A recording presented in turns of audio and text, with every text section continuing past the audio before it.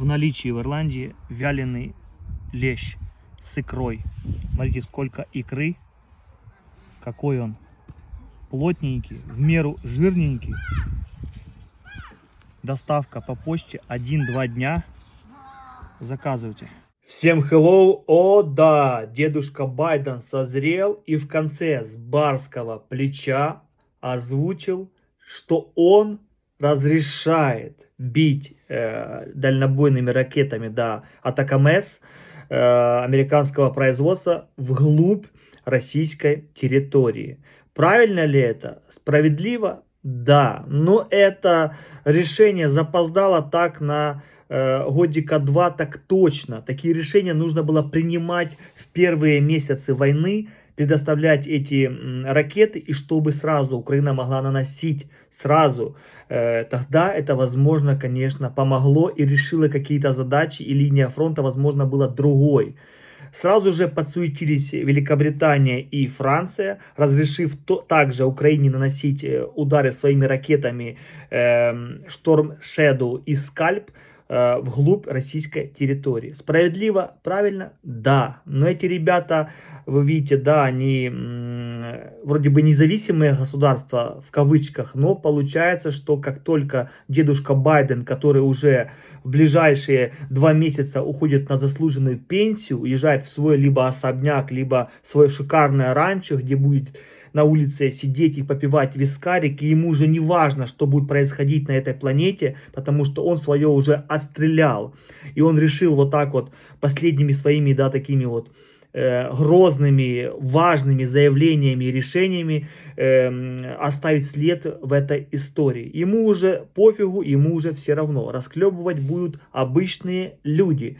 Так было, так и будет. Короче, теперь Украина может наносить ракетами Атакамс, Скальп и Storm Shadow вглубь российской территории. Важно? Да, но это не томагавки. Это ракеты все-таки средней дальности, они максимально 300-350 километров. Хорошо? Да, но сможет ли эти ракеты решить что-то? Большой вопрос. Почему? Да потому что количество, которое будет предоставлено Украине, оно будет ограничено. Все страны, которые это предоставляют, да, это Америка, сейчас Франция и Великобритания. У них, у самих запасы этих ракет ограниченные. И из 10 ракет, которых они делают, 2 либо 1 они только поставляют Украине. Они сейчас очень быстро и сильно пытаются сами накопить себе какой-то, да, запас этих высокоточных ракет, потому что у них у самих дефицит этих ракет. Последние отдавать Украине они не будут. Могут ли 10-20 ракет в месяц решить на поле боя какие-то серьезные задачи? Нет. Могут ли они осложнить какие-то логистические центры? Да. Могут ли они как-то повлиять на электросети России? Да. Могут ли они попадать в командные пункты и делать какие-то, да, серьезные операции по уничтожению там истребителей, бомбардировщиков, либо скопления живой силы? Да. Но если количество ракет было бы не в десятке, да, не десятками бы исчислялось, а сотнями, хотя бы сотнями, вот тогда другой разговор. А лучше, конечно, ближе к 1000, да, если предоставлялось бы такое количество Украине, вот тогда можно было разгуляться, вот тогда это реально было бы видно, ощутимо, и Россия бы ощутила реально бы всю силу и мощь западного оружия. А 10, 20, даже 50 ракет тотально ничего же не изменят. Они только что сделают? Это будет эскалация, это будет напряжение.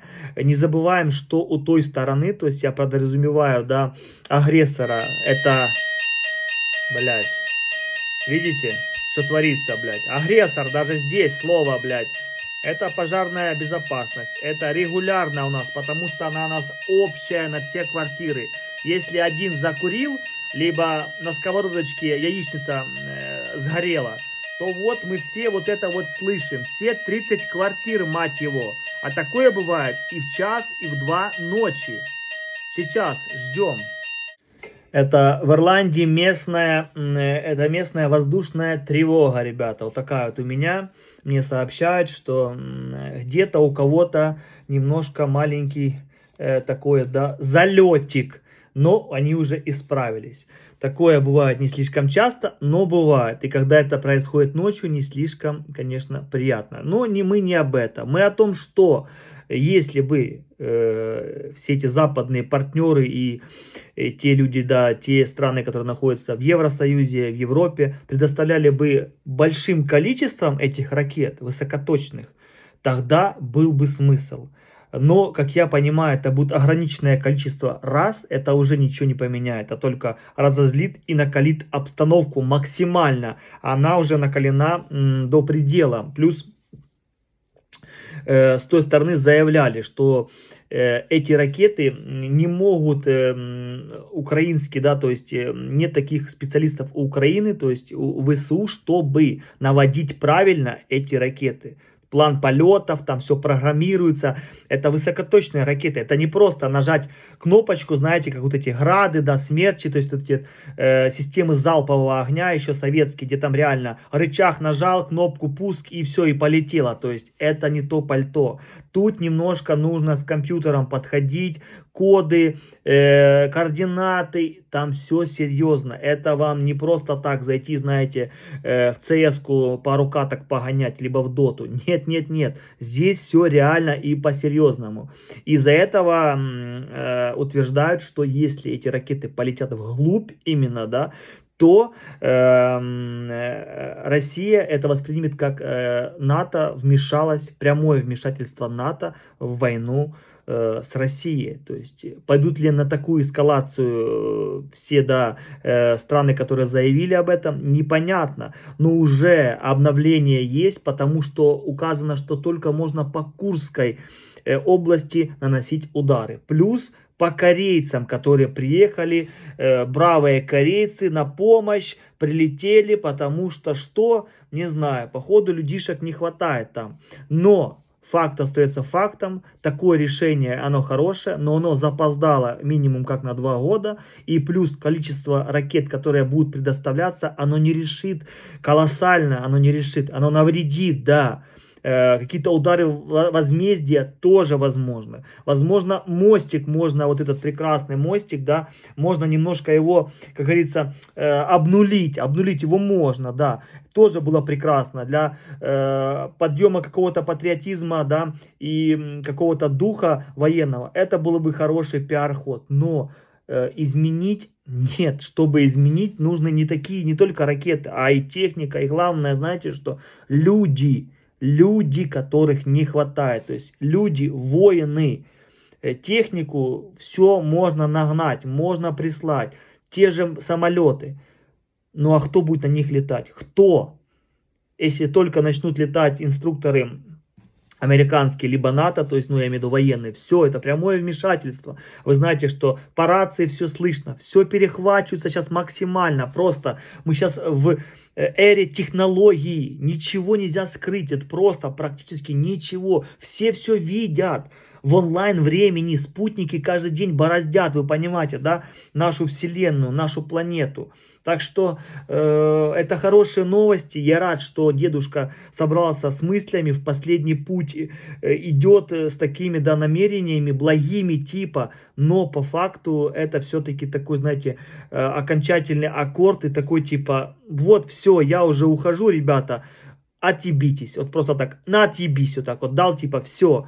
Как хотите. Потом придет Трамп, решайте, бить, не бить, как хотите.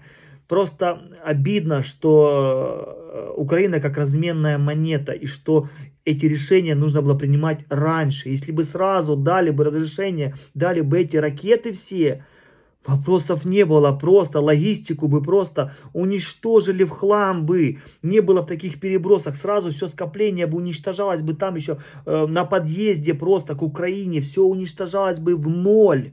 Но этого не сделали, понимаете. Да даже Германия те же свои ракеты не предоставляет, крутые, которые тоже, они еще круче этих всех Storm Shadow, Скальпов и Атакамс. Понимаете, да, Таурус.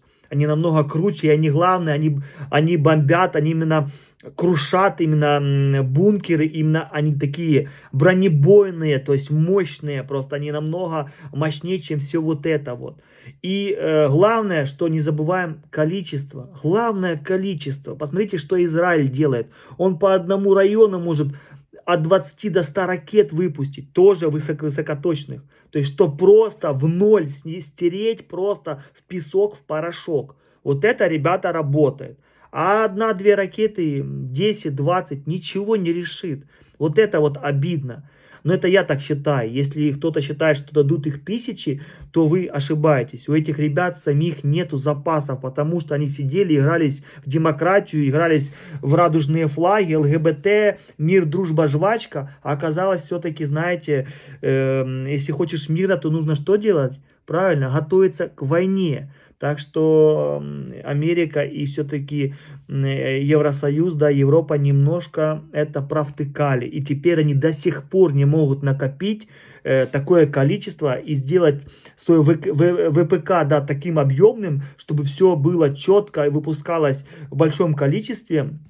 То есть военно-промышленный комплекс. Они не могут, потому что они жили на расслабоне, на чиле. А здесь, откуда ни возьмись, вы понимаете, в рот кто попал, да? Куда, кому. Так что такие вот дела. Пишите в комментариях ваше мнение, как вы считаете, это решение решит вопросы. Украина сможет как-то воздействовать этими ракетами, да, и поменять линию фронта, и поменять вообще обстановку в этой войне. То есть сможет ли она решить свои задачи с помощью этих ракет. На мой взгляд, на мое мнение, в данной уже ситуации, конечно же, колоссально решить, вообще изменить практически невозможно. Потому что если будут давать тысячами, тогда да. Если дадут еще огромное количество техники и будет возможно, да, взять хотя бы еще каких-то 200 тысяч военных, возможно, будет мобилизировать, тогда да. А просто ракеты без людей и техники и всего остального, это просто хороший пиар, хороший понт. Да, будет ощутимо, да, мы сможем нанести и поразить различные цели, уничтожить их, то есть врагу максимальный, да, ущерб сделать, но он будет не фатальный, он будет не колоссальный, и он не приведет к тому, что Российская Федерация, да, то есть Рашка просто сдастся, просто скажет: все, не бейте по нам вглубь, все, мы поднимаем лапки кверху, не дай бог, еще одна ракета, мы так этого боимся. Нет, они этого не боятся, они этого ждут, и это только приведет к тому, что теперь у них будет, они теперь скажут: вы по нам, да мы по вам теперь, вы нам 20, мы вам 100, вы нам 100, мы вам 200. У них конвейер идет, понимаете? Они сами себе, вот в чем проблема. Если бить, то нужно бить по вот этим вот заводам, которые делают эти же ракеты у них. Ихние там Ониксы, Искандеры и вся вот эта ихняя шляпа. Вот это было бы дело. Но я уверен на 100%, что никто не позволит бить по вот этим вот военным заводам. Вот в чем причина. Будут бить просто по складам, по штабам, по каким-то узлам. То есть будет ощутимо, да, но не фатально. Вот такие вот новости. Вот так вот дедушка Байден решил оставить свой след, напоследок, да, заявить о себе. Всегда держу в курсе.